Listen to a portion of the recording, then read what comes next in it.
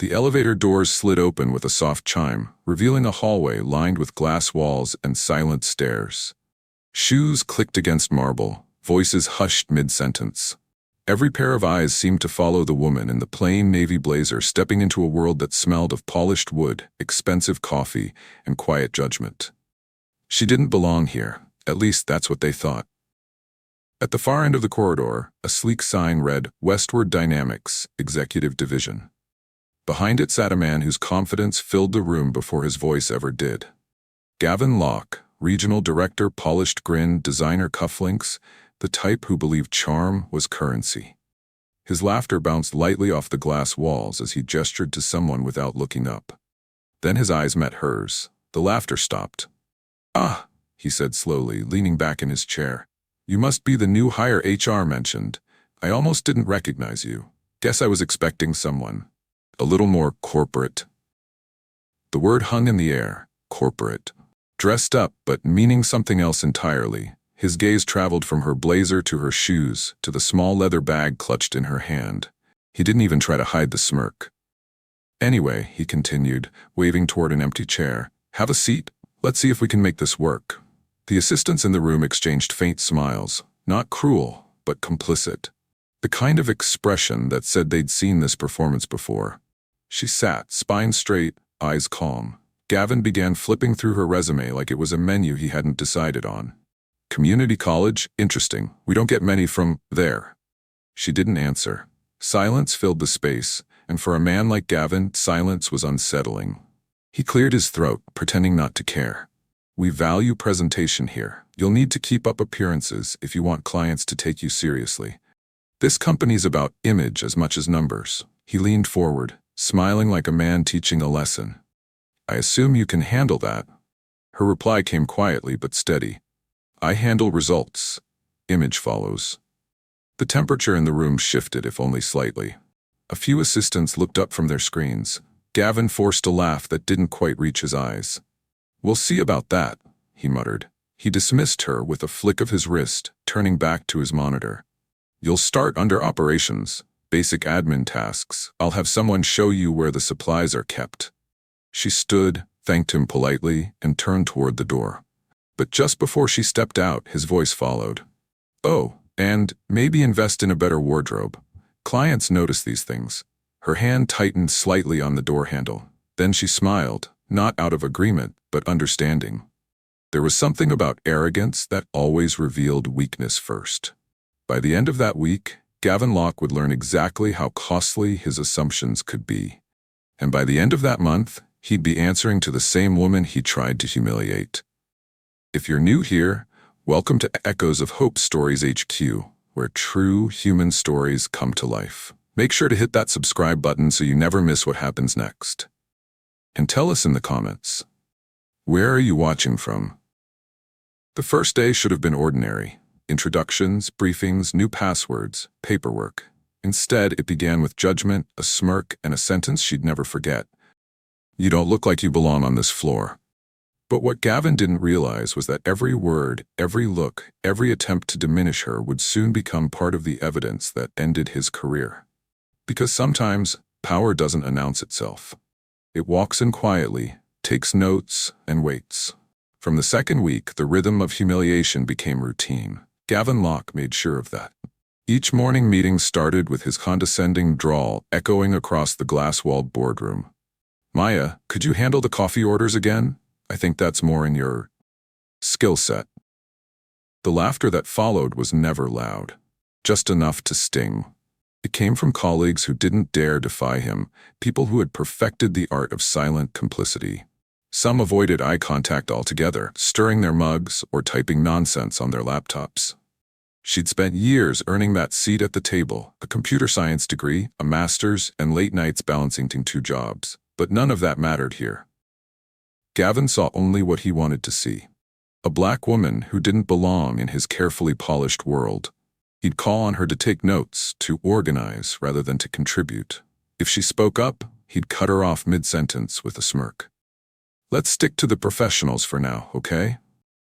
The words were sharp but coated in a fake corporate politeness.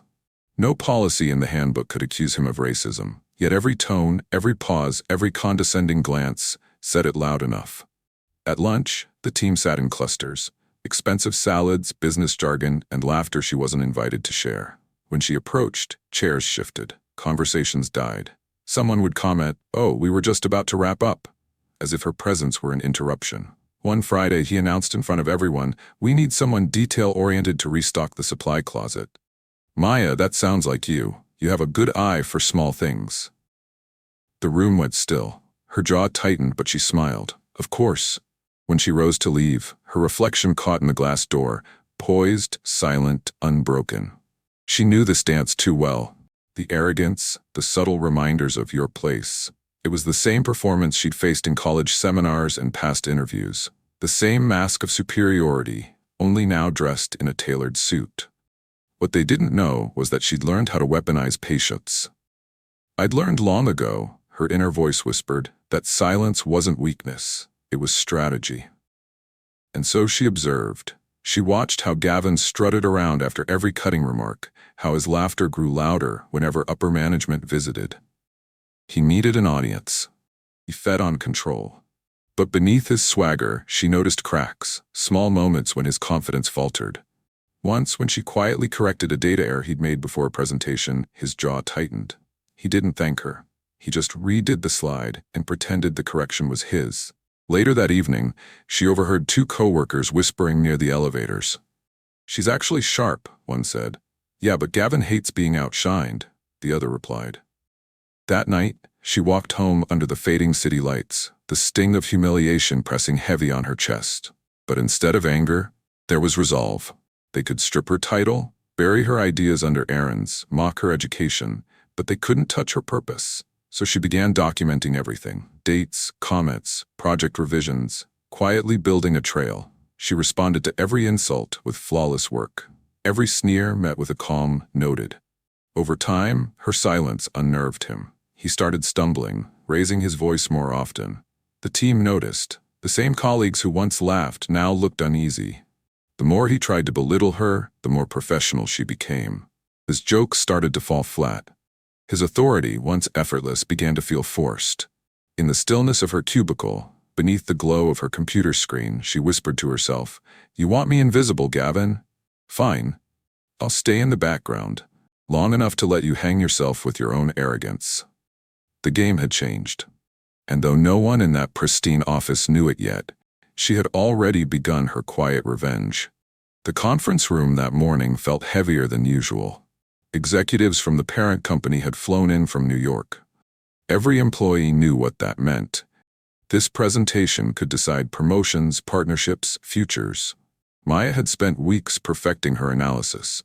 A 60-page report forecasting the company's next quarter growth strategy built from hundreds of hours of late nights. Every data point, every chart, every insight was hers. She'd even corrected errors Gavin made in his earlier projections, though she never mentioned it aloud. When the meeting began, Gavin strutted in wearing his usual smirk. "Morning, everyone. Let's wow the board, shall we?" He didn't glance at her once.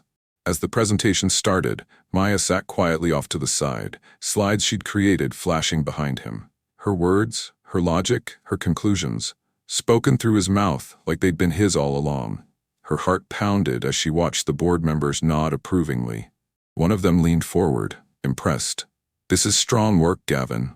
Whoever prepared this analysis has a solid grasp of predictive modeling." He smiled smoothly. "Thank you, sir. My team knows I have high standards." A few coworkers shifted uncomfortably, their eyes darting toward her, but no one spoke. When the applause came, it was polite but sincere. Gavin basked in it. He looked untouchable. Until one of the executives, a gray-haired man with an analytical tone, said, "I'd like to meet the analyst who compiled the raw data. It's quite meticulous." The room went still. Gavin's smile faltered for a split second. Then with false cheer, he said, "Of course, Maya, why don't you stand up?" She rose slowly, meeting the board's gaze. Her pulse raced, but her expression stayed calm. The executive nodded at her. "Excellent work, Miss Chen. Your report was precise and thorough." Before she could even respond, Gavin's tone sharpened.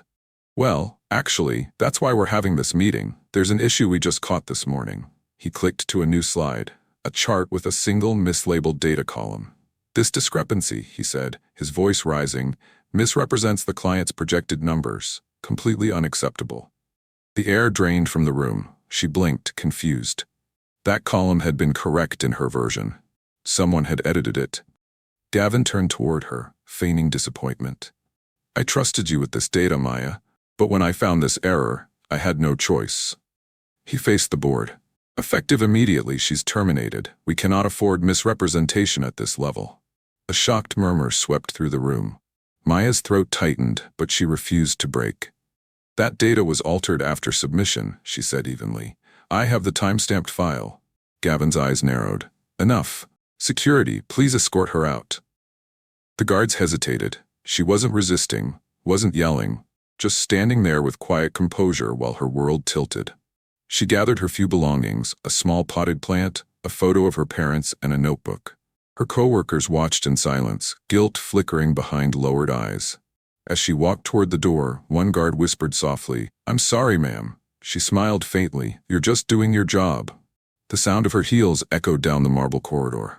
She didn't cry, didn't look back. She'd given that place her mind, her discipline, her grace, and they'd reduced her to an example. Just as she reached the exit, Gavin called out behind her. His voice was smug, triumphant. Next time, dress like you have a future.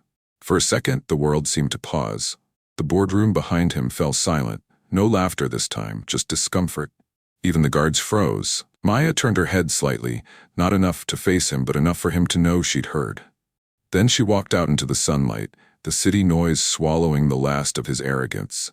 She didn't know it yet, but that line, those 7 words, would echo back to him in a way he could never imagine. Because she wasn't finished. Not yet. The quiet woman he thought he'd humiliated was about to become the storm that tore through his carefully built empire. 3 days after she walked out of Westward Dynamics, the city felt strangely quiet. The noise of ambition that had filled her life for years had gone silent, but not in defeat. In that quiet, there was power. Her phone rang as she sat by her apartment window, sipping tea.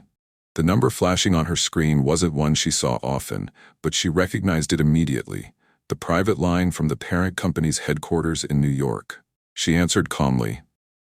Maya, it's Eleanor Briggs, came the composed voice of the chairwoman of the board. You handled yourself exactly as expected. A slow breath escaped her lips. The tension she'd been carrying since that meeting finally began to ease. Eleanor continued, her tone steady. We have full footage of the incident. The board members were briefed to observe, not intervene. Gavin's behavior crossed every boundary of our diversity compliance standards. Your dismissal, his exact wording, especially that final comment, was recorded. It's already being reviewed. Maya closed her eyes for a moment. That line, dress like you have a future, echoed again, but this time it didn't sting. It sounded like evidence. This had all been part of the test. The company's leadership had been quietly investigating patterns of racial bias across their subsidiaries. Maya hadn't been just an analyst. She'd been placed inside Westward Dynamics as a confidential equity consultant, evaluating how employees of color were treated in supposedly inclusive environments. Her composed silence, her restraint in the face of humiliation, it had all been strategic. Every condescending remark, every insult Gavin made was carefully documented. She hadn't just endured, she'd observed. Eleanor's voice brought her back. The board was impressed by how you maintained professionalism throughout. We needed first-hand insight into how leadership at that level responds under stress.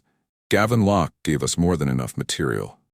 Maya's eyes drifted toward her laptop, where a folder labeled Internal Notes sat neatly on her desktop. Hundreds of entries. Every date, every comment, every proof of the invisible bias she'd lived through. Eleanor added softly, In 3 weeks, we'll convene a leadership review. You'll be attending, in a different capacity this time. I'd like you to prepare your findings for presentation. Maya's voice was calm but firm. Understood. After the call ended, she sat in silence for a long moment. Then slowly, a faint smile curved her lips. She thought back to the beginning, her first day walking into that office with her thrifted handbag and quiet confidence. How quickly Gavin had dismissed her, reducing her worth to her appearance, her tone, her background. He never once stopped to ask who she really was. He'd seen only what fit his prejudice, and now, that blindness was going to cost him everything. Over the next few days, she poured herself into preparation. She compiled her files, cross-referenced timestamps, and linked her documentation to internal HR policies. Every microaggression, every harmless joke, every exclusion during team projects, systematically cataloged. Her notes read less like complaints and more like a mirror reflecting a culture that prided itself on diversity while suffocating those who embodied it. One evening, she replayed the footage sent by the chairwoman's assistant. There it was, Gavin's smirk, his tone, his arrogance in front of the board, the way he turned humiliation into performance. When he said, "Next time, dress like you have a future," she noticed the subtle reaction from the executives around him. The discomfort, the shame. It wasn't just her reputation on trial that day. It was his. And the trial wasn't over. In the 3 weeks leading up to the review, quiet whispers began spreading through Westward Dynamics. The story of the fired analyst had reached other departments. A few employees who'd witnessed the scene began to question the company's culture. HR scrambled to issue statements about procedural integrity. No one knew she was watching it all unfold from higher ground. When the email came confirming her official role, lead consultant, Corporate Equity Audit Division, she read it twice before closing her laptop. Gavin Locke thought he'd written her ending, but she was about to rewrite his story from the top down. 3 weeks. That was all the time left before the tables turned. And this time, she wouldn't be sitting quietly in the corner of a boardroom. She'd be standing at the head of the table. For a short while, Gavin Locke walked through the halls of Westward Dynamics like a man reborn. He'd fired the weak link, as he proudly told anyone who'd listen, and claimed it was all in defense of company standards. "I run a tight ship," he'd say, laughing over catered lunches with executives who were too busy to question him. At first it worked.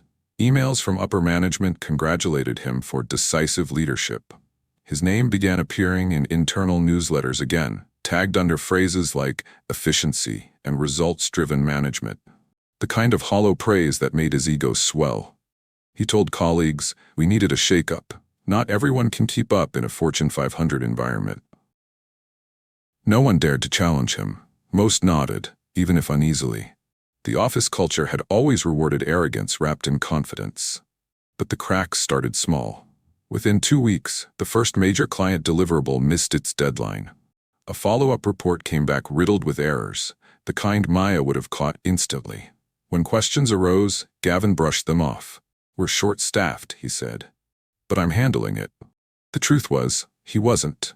Without Maya's precision and discipline, the foundation beneath his department began to crumble. Morale sank. Junior analysts grew restless, tired of his dismissive tone and last-minute demands. A few quietly transferred to other departments. Still, Gavin strutted through the office as though nothing was wrong. He'd joke about soft employees and tell HR he was just weeding out the lazy ones. One evening, while scrolling through internal updates, he noticed an email headline that made him pause. "Leadership Review, Upcoming Division Evaluations." He skimmed it, scoffing under his breath. "HR theater," he muttered. "They'll never touch me." But the rumors started spreading. Someone in accounting mentioned that corporate had begun re-examining diversity and inclusion metrics, specifically within his branch. A quiet panic rippled through the halls. Gavin just laughed. "They can review all they want," he told his assistant. "No one can prove anything. I run results, not feelings." Except, the results were vanishing. By the 3rd week, his quarterly performance metrics dropped by 18%. A major investor questioned his project oversight. Another client requested a different liaison, citing communication difficulties. Even his peers began avoiding his calls. In team meetings, his once confident voice sounded forced. The laughter that used to fill the room had gone quiet. People looked down at their laptops when he entered. The applause he'd once commanded turned into silence. He didn't see it coming, but the air around him was changing, turning colder, thinner. Meanwhile, miles away, in her modest apartment, Maya sat at her desk, surrounded by files and quiet determination. Her report, Leadership Under Bias, was nearly complete. Each section was backed by evidence, transcripts, HR policies, performance analytics, and documented witness statements. It wasn't just about her experience, it was a case study in how discrimination hides behind professionalism. The introduction read, "This report examines the long-term impact of racial bias disguised as corporate excellence. When a leader's ego overshadows equity, competence becomes invisible." She wrote through the night, not out of vengeance, but purpose. Every word was measured, calm, and exact, just like her. By morning, her report stretched over 80 pages, formatted neatly for the chairwoman's upcoming review. At the top of the final page, she wrote the line that had once humiliated her, "Next time, dress like you have a future." And beneath it, she added in smaller print, "I did." Across town, Gavin's world continued to tilt. His assistant stopped showing up. HR requested a routine documentation update that required him to explain the circumstances of Maya's termination in writing. He shrugged it off, replying with corporate jargon and half-truths. But inside corporate headquarters, his emails were being cross-referenced, his actions dissected. Every phrase, every decision, every recorded meeting was now part of a much larger picture, one he didn't know existed.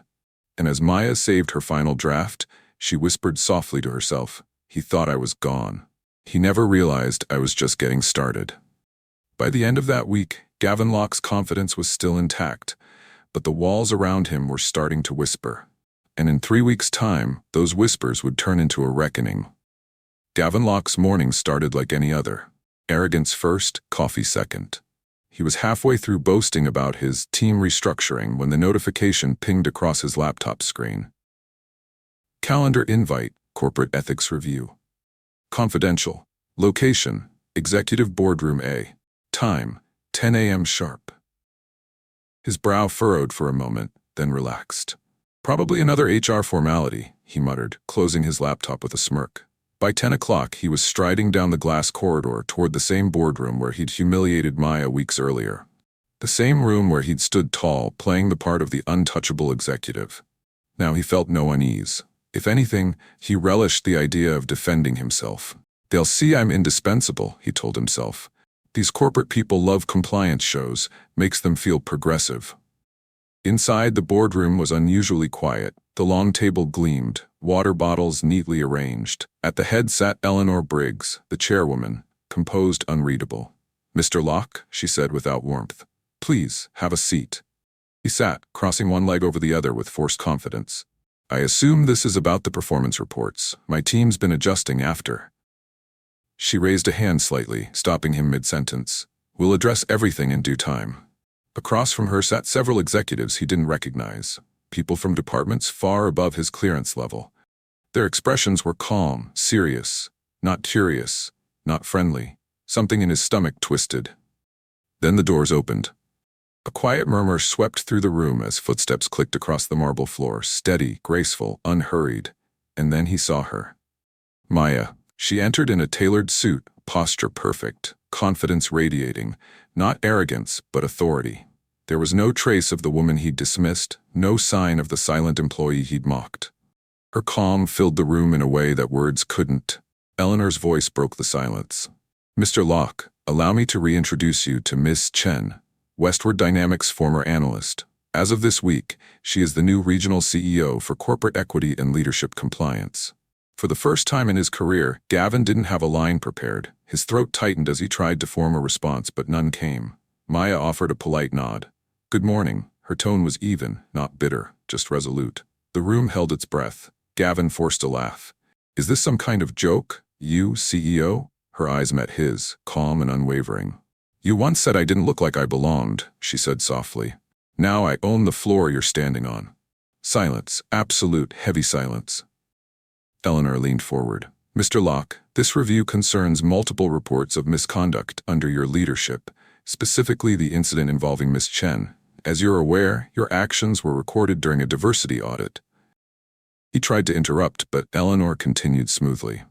"We've also compared your department's productivity data before and after her termination. The decline is remarkable." A few board members exchanged quiet glances. Gavin's palms grew damp. "You can't seriously, this was just an HR issue, not..." Maya opened a folder, sliding a document across the table. "This is the compiled report, Leadership Under Bias. It contains every instance of discriminatory behavior recorded during my assignment. He froze at the title. This was all a setup, he said, voice shaking now. Eleanor corrected him calmly. No, Mr. Locke, this was an evaluation, one you failed. The once slick confidence that defined him evaporated. His shoulders sank, eyes darting from face to face. No one offered rescue. Maya continued, her voice measured. I don't need an apology, but you should understand something. Every person you belittled learned from it. Some stayed silent to survive. Others, like me, used your words as fuel. She stood. You told me to dress like I had a future. I did. Then she handed him a termination notice, effective immediately. The chairwoman nodded. Security will assist you in gathering your belongings. As he stood in disbelief, the very same guards who had once escorted Maya out entered the room. She stepped aside, allowing him to pass. You'll find the hallway feels different when you're the one leaving, she said quietly. No smirk this time, no swagger, only silence. When the doors closed behind him, Eleanor turned to Maya with a faint smile. Welcome to your new office. Maya exhaled slowly, her expression serene. The air felt lighter. This time, she truly belonged, and everyone in that room knew it. The boardroom felt heavier than before. Gavin Locke, usually the picture of unshakable confidence, now slouched in the chair across from Maya. His tie was slightly askew, sleeves rolled back, a posture meant to signal control, but failing miserably. I just don't understand, he started, voice forced, strained. She didn't fit our image, corporate standards. I mean, she wasn't presenting herself the way. Maya held up her hand gently, stopping him mid-sentence. Please, she said softly, almost cordial. You can save the explanation for someone else. The boardroom went quiet.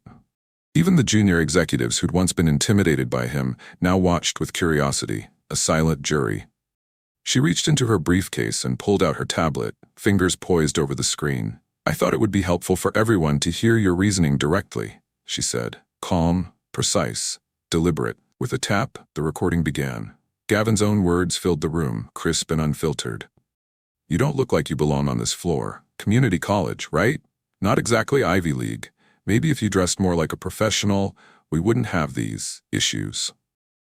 He flinched, trying to interrupt, but Maya's finger tapped the screen again, ignoring his protests. Some people just can't fit the image we aim for. It's about presentation. It's about who we want in front of clients. His own assistant, who had once delivered his coffee and adjusted his schedule with unquestioning loyalty, looked away, cheeks flushing with shame. She whispered to herself, how did we let this go this far?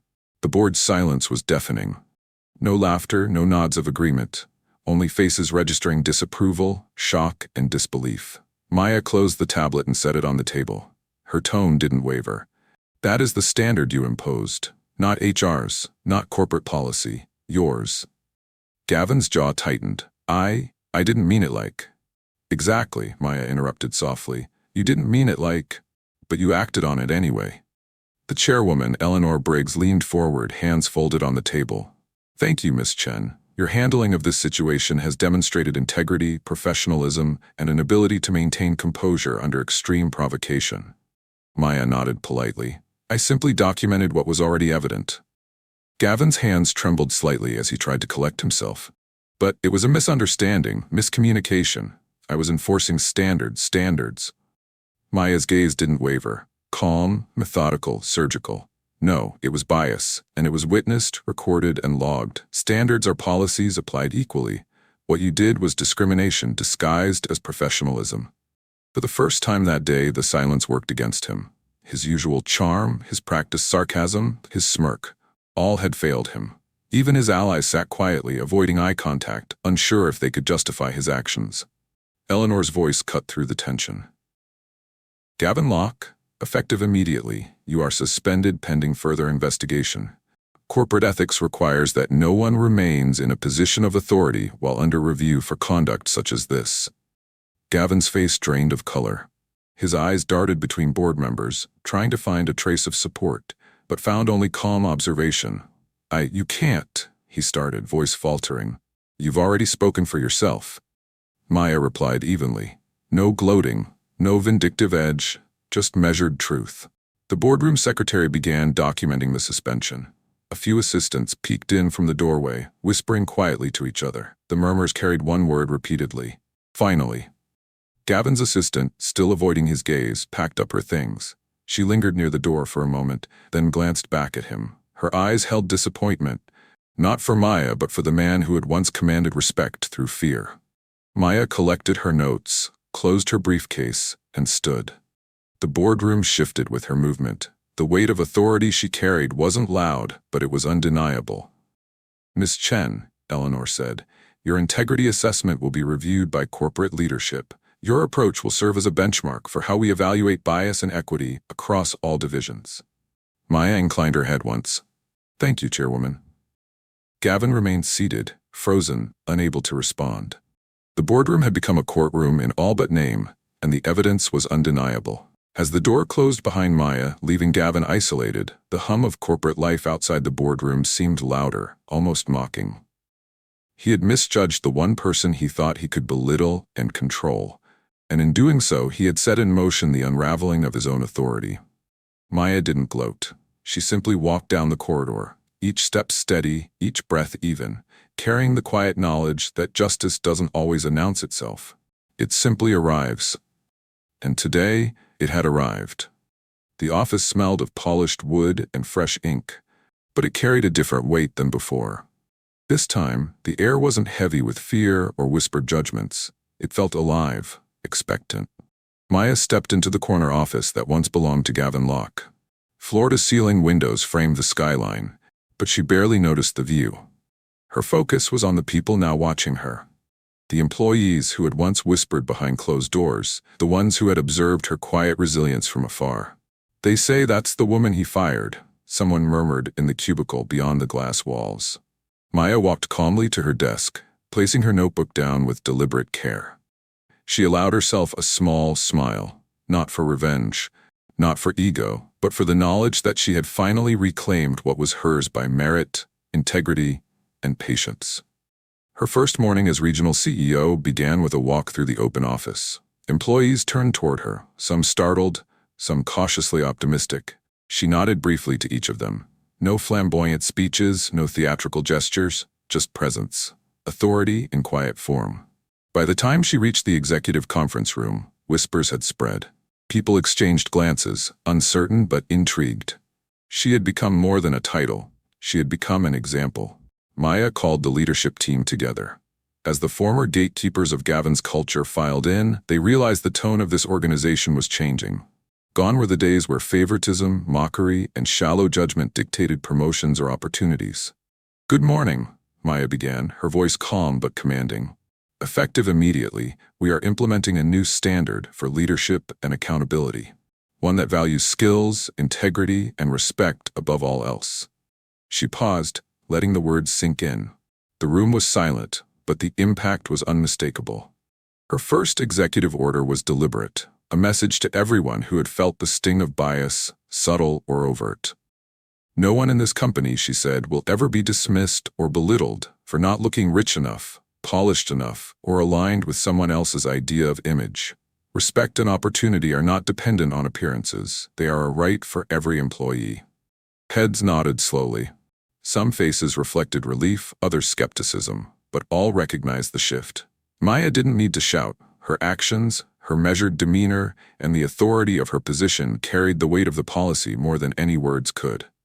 She spent the next few days reviewing department structures, meeting with managers, and speaking directly with employees who had previously been overlooked, undermined, or silenced.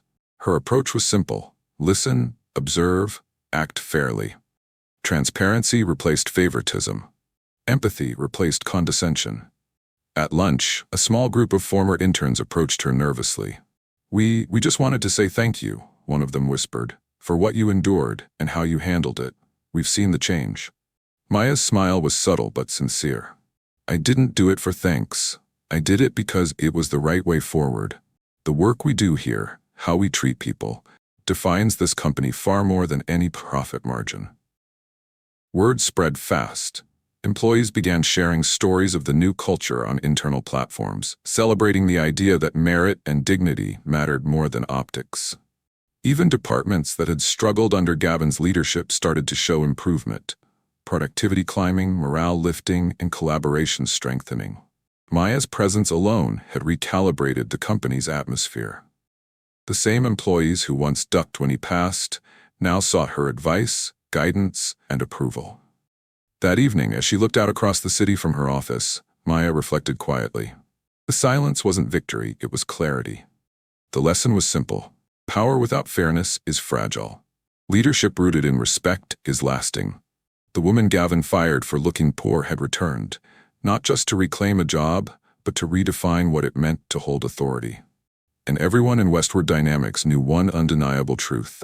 The balance of power had shifted, and it would never tilt back the same way again. The office air was tense, but not in the way Gavin Locke had once commanded it. Now whispers carried a different weight. Anticipation, judgment, the subtle thrill of consequences catching up. Gavin walked into HR that morning, expecting to assert control, perhaps charm his way through the usual disciplinary channels. Instead, he was met with blank faces, folders in hand, and a sense of finality that unsettled him. The HR manager slid a single envelope across the table. Gavin's eyes narrowed. He opened it with a casual flick, expecting the usual reprimand memo. Instead, he saw it. Maya Chen, CEO, Regional Division, Notice of Investigation, Completion and Termination Recommendation. His hands trembled slightly. The familiar smugness, the self-assured confidence, began to erode like sand under tide. He skimmed the pages, each line a blow to the authority he had wielded for years. Specific incidents, verbatim quotes, documented patterns of discriminatory behavior, all compiled meticulously by the very woman he had dismissed for looking poor. A bead of sweat traced his temple. "This can't be," he muttered under his breath. He looked around for any hint of support, but the HR staff maintained professional composure. They had seen the evidence, and their loyalty now aligned with fairness and policy, not favoritism. Attempts to defend himself fell flat. Every excuse, every justification for his actions had been preemptively countered by Maya's careful documentation. His reputation, once pristine among the executive circles, had begun to crack. Word spread quickly.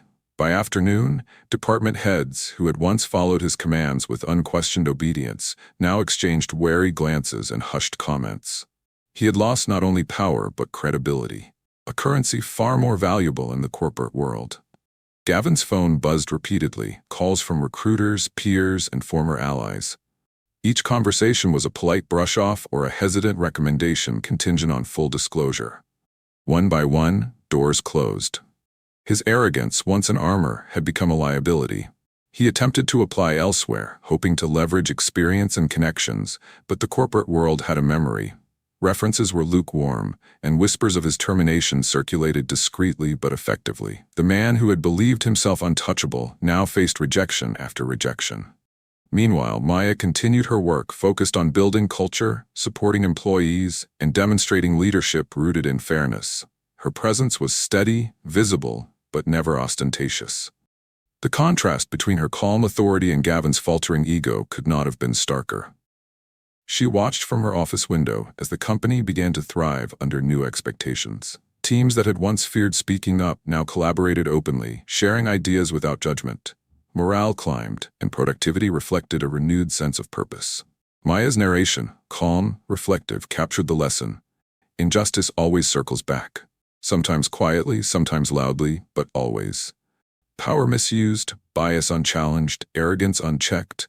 They find their reckoning, even if it arrives years later. Gavin finally received the official termination letter. It was concise, formal, and unyielding. Effective immediately, your employment with Westward Dynamics is terminated for conduct inconsistent with company values, failure to uphold standards of equity, and documented discriminatory behavior. He stared at the signature line, Maya Chen, CEO, Regional Division. The weight of the letters pressed down, heavier than any reprimand, louder than any rebuke. It was final. For the first time in years, Gavin Locke felt powerless. His office, once a sanctuary of control and influence, now seemed suffocating, a reminder of how swiftly authority could shift when wielded without integrity. Outside, employees went about their work with renewed energy. The whispers no longer carried fear. They carried acknowledgement, respect, and quiet triumph. And somewhere, between the corridors and corner offices, the lesson echoed clearly. Bias and arrogance may delay justice, but they cannot prevent it. Gavin's fall was complete. His empire of intimidation crumbled, replaced by a culture that valued fairness, skill, and dignity. And in that shift, the woman he had once dismissed for her appearance became the standard by which leadership itself would now be measured. The city stretched below Maya's office window, a mosaic of streets and lights, hurried footsteps, and the constant hum of life moving forward. From this vantage point, she felt a quiet satisfaction, not triumph, not vengeance, but clarity. She recalled the day she first stepped into Westward dynamics, the mocking words, the sideways glances, the invisible bar she was told she couldn't reach. Every insult had been catalogued, every slight noted, not for retaliation, but for truth. Every coffee run, every menial task, every public humiliation had been observed, learned from, and used as a foundation. Her mother's words echoed softly in her mind. People will try to shrink you to fit their comfort, never let them succeed. Those words, whispered in kitchens and living rooms long ago, had shaped the resolve she now carried into every meeting, every decision, every interaction. Maya allowed herself a slow breath, looking out at the city with calm eyes. Respect, she realized, wasn't earned through appearances or status. It wasn't about designer clothes, polished shoes, or carefully curated titles. It was about integrity, courage, and the quiet persistence to do what is right, even when no one is watching. In the weeks since assuming her role, the company had transformed. Employees moved with confidence, sharing ideas without fear. Bias, once tolerated, was now challenged openly. Even Gavin, whose arrogance had seemed untouchable, had been held accountable. Justice had come quietly, methodically, and with permanence. Maya's thoughts wandered briefly to the employees she had seen endure under his hand, those silenced, overlooked, and dismissed. The difference wasn't her authority alone, it was the precedent she had set. Dignity and fairness were not negotiable. Everyone deserved it, and now everyone would receive it. She opened her notebook, the same one she had carried through her first day, and wrote a single line under today's date. Respect is never optional. Worth is never measured by wealth. A knock at the door brought her back from reflection. Her assistant entered, holding a small stack of proposals. Maya smiled, signing the top page before organizing the rest. Even in the routines of leadership, the lesson remained constant. Small acts of respect reinforced the larger culture of fairness. Looking once more over the city, Maya allowed herself a moment of gratitude. Not for revenge, not for recognition, but for clarity, for the ability to demonstrate that strength and grace can coexist, for the knowledge that even in a world quick to judge by surface, substance would always endure. Her narration softened, reflective, yet firm. People will test you, try to shrink you, question your place, but never forget your worth. It is unassailable when anchored in truth and integrity. The office felt alive, but not with fear or tension. It thrummed with possibility. Employees, once restrained, now approached her openly with ideas, suggestions, and concerns. The culture she had fostered rippled through every floor, reaching corners where silence had once been the norm. As she closed her notebook, Maya felt a sense of completion. The story wasn't about a battle won or a man humiliated. It was about the enduring power of respect and the quiet strength required to command it without anger or spectacle. She turned from the window, calm and purposeful.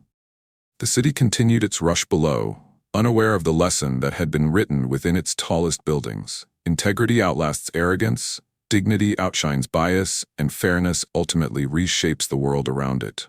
Her voice carried naturally, concluding with warmth and purpose. If this story moved you, share it. Tell someone respect isn't about wealth, it's about worth. I'm Maya Chen, and this has been Echoes of Hope Stories HQ.